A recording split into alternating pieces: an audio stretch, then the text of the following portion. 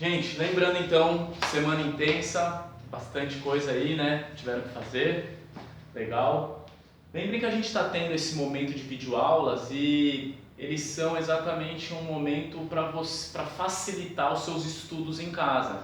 Então é para a gente cada vez mais ter essa relação. Eu sei que não é próxima, ela é virtual, mas é uma relação onde você consegue me ver, me ouvir, ver o que a gente está corrigindo, o que a gente está estudando, então já aproxima bastante.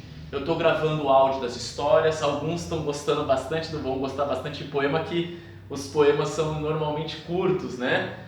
Pelo menos os do livro são bem curtos, e aí a gente lembra do ano passado quando a gente tinha que ler Mil e Uma Noites, aquelas histórias gigantes, né? Agora são temas menores, mas não por isso menos profundos e interessantes nas histórias que tem por trás daquilo. Então aproveitem o momento de correção, gente, aproveitem esse momento para entender melhor, tem coisas a mais que a gente explica. Então usem, assistam e evitem agora mais, deixem os pais de vocês trabalharem, já são vários problemas que estão surgindo com relação a toda essa pandemia, né? Então aproveitem mesmo para ter esse momento com os professores virtualmente, vamos aproveitar bastante as nossas reuniões, nossos encontros e estude à distância, tenha a disciplina de fazer a tarefa, de corrigir, tá bom, gente? Então vamos lá, vamos corrigir aí as poesias, os poemas. Eu li para vocês, né? A Rua dos Cataventos. Deixa eu aproximar aqui. Agora é aquela hora que você dá, se você vai pra frente, né? Dá aquelas duas clicadinhas pra ir na frente. Então vamos lá, gente. Deixa eu ver se já ficou um tamanho bom. Então a primeira e a segunda estrofes começam com a palavra dorme. Já lembrando que estrofe é o conjunto de versos. Aqui tem 4 versos, uma estrofe. 4 versos, uma estrofe. 3 versos, 3 versos. Então são 4 estrofes. 2 estrofes com 1, 2, 3, 4 versos. 1, 2, 3, 4 versos. E mais 2 estrofes com 3 versos cada uma. Tá vendo que é importante a correção? Eu estou dizendo isso agora na correção. Vocês estão entendendo melhor aquilo que eu tinha colocado no quadro dos poemas serem divididos por versos e estrofes. Então agora vocês já entenderam o que é um verso e uma estrofe. Então, a primeira e a segunda começam com a palavra dorme, e o eu lírico, o narrador, apresenta alguns motivos para que a rua durma, relacione esses motivos. Então a rua está dormindo porque está escuro, tem lampiões acesos, então está à noite, não tem ladrão, não tem polícia, não tem nada para perseguir e as estrelas estão no céu. Então é isso que simboliza a ideia de uma rua dormir. Uma rua não tem vida para dormir, mas a ideia poética aqui, na figura de linguagem, é que a rua está tranquila, descansando, não está agitada. Ela está um pouco como os dias atuais, né? Releia a terceira estrofe. E aí, nessa estrofe enovelou-se. Era a ideia de converteu-se em novelo, né?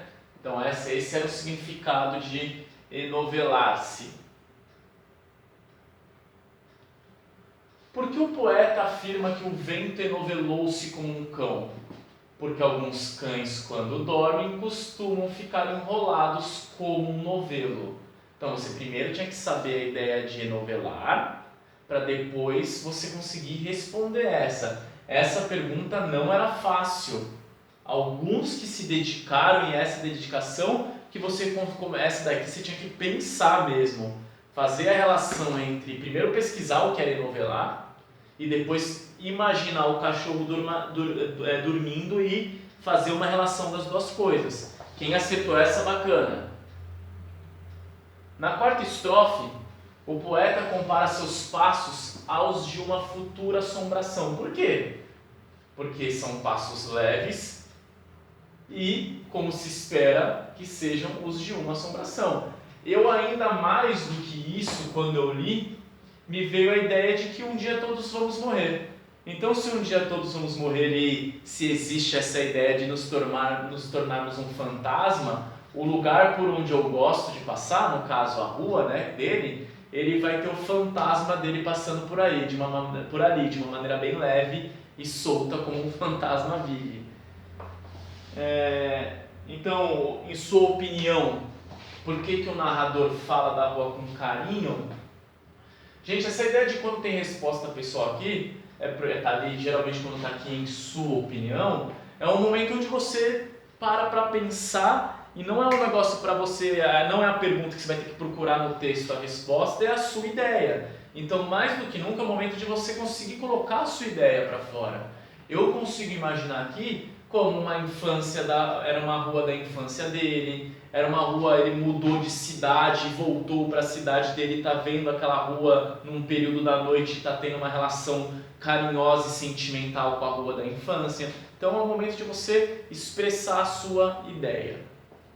Ele pode estar caminhando sozinho à noite, tranquilo, e aí ele está num momento de paz com a família e caminhando à noite ali, depois de um momento feliz com a família, ele foi caminhar à noite e está olhando o carinho que ele está tendo em casa, ele está passando para a rua. Então, tá vendo? Uma outra ideia.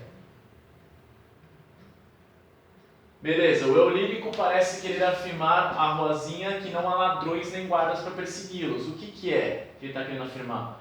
Está querendo afirmar que a rua não tem motivos para se preocupar. Não tem ladrão, não tem policial, está tranquila, sem preocupação. Qual que é o sentido da expressão na noite alta? É a noite à madrugada. É o máximo da noite, tá? Muito tarde da noite. Seria o período da madrugada mesmo, depois da meia-noite. Ao se referir às estrelinhas, o poeta atribui a elas um comportamento humano, né? De cantar, sublime, cantar, e invente uma nova comparação para completar esse verso.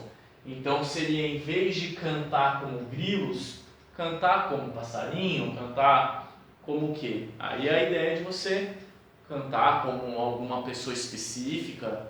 Então o grilo já dá a ideia da estrelinha brilhando e... Mas seria outra opção, que é a opção que você daria?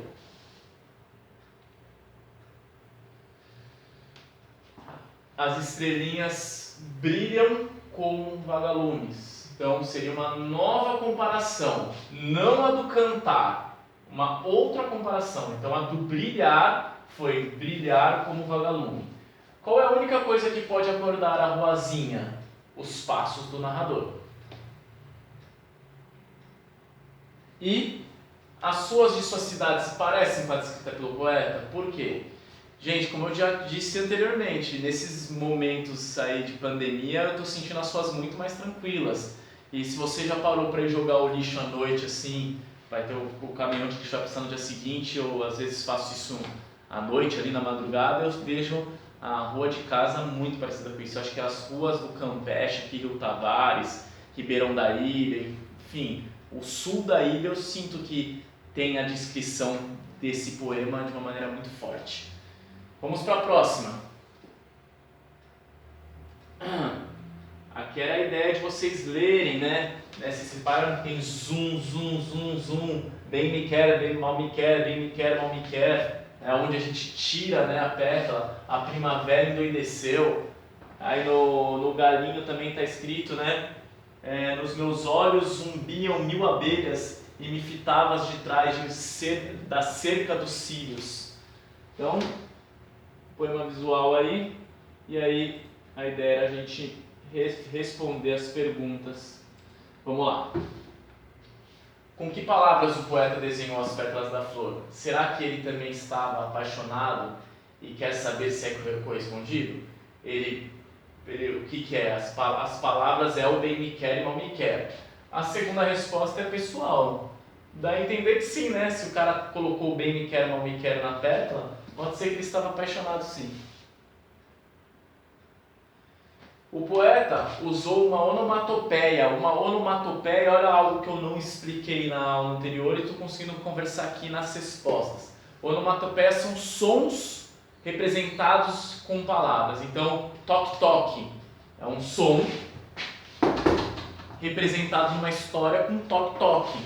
Poft Então, som de soco, zzz, som da abelha. Então, alguns sons são representados de maneira escrita. Aqui é o zumbido das abelhas, né? Representados pelo zum. A parte interna da flor está representada com um zum, zum. E por quê? Aí olha como essa pergunta é interessante. Porque normalmente a abelha ou qualquer outro tipo de inseto vai lá na flor, bem no miolo da flor, e ali fica aquele som, o zunido da abelha. Então, foi ali, por isso que ele colocou o zunido no miolo da flor.